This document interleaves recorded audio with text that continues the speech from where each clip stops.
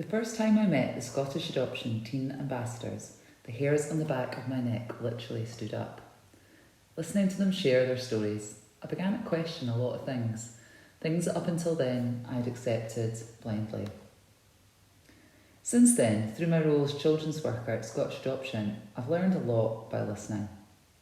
But I'll start with a confession. Before I started really listening, if I'm totally honest, I considered adopted young people to be really rather lucky. Nice family, check.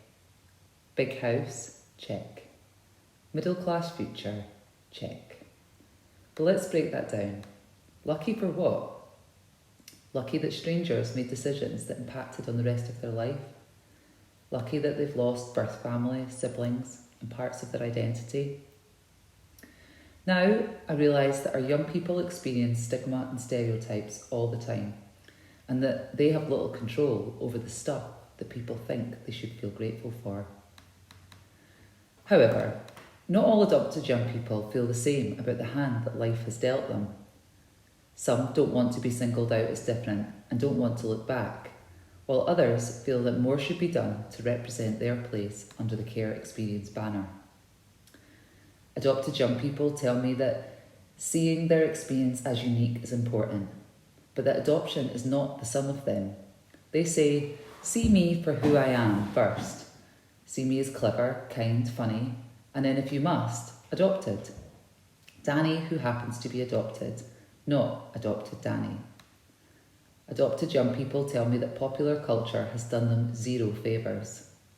They're hardly ever superheroes, and please check yourself if you want to assume that all adoptions are amazing. I know hundreds of great adoptive parents, but safety in adoption is not a default position. Superpowers aside, adopted young people tell me that they often have invisible issues that the average civilian can't see. Like, if you know an adopted young person and they aren't on their top game, not managing in class or struggling with friendships, it could be that they've been triggered by something that's been said. But sometimes it's less of a trigger and more like a background noise, like white noise. Maybe worries and questions that won't go away. Adopted young people have shown me that they need life story work throughout their lives to understand their background noise. Life story work can never just be a book or a box, nor is it a task to be completed before they leave the care system. Adopted young people need an ongoing narrative about their life and one that evolves as they grow in age and understanding. Adopted young people have reflected with me about the laws relating to when they can meet their birth family.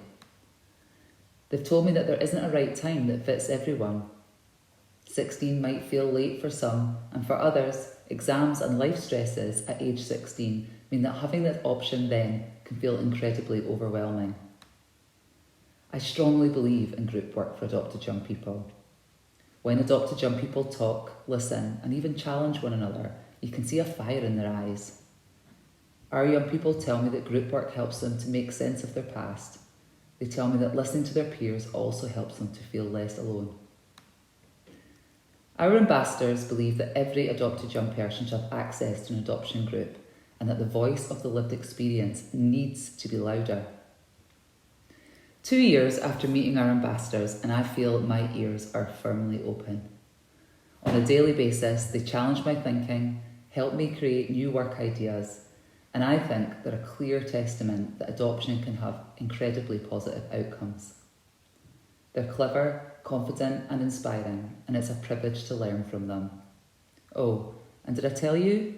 They also happen to be adopted.